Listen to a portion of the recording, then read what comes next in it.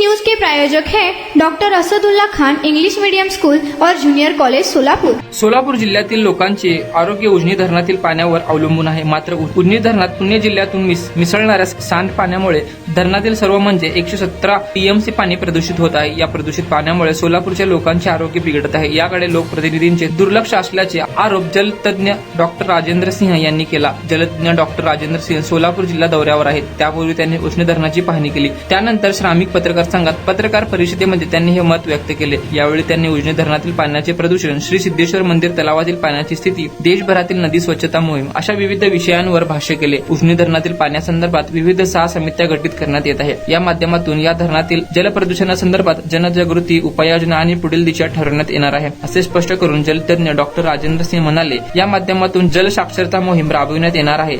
उजनी धरणातील पाणी प्रदूषित विषयी लोकप्रतिनिधींनी प्रश्न विचारला पाहिजे। येथील पाण्याच्या शुद्धतेसंदर्भात दुर्लक्ष होत असल्याचा आरोप त्यांनी केला आहे।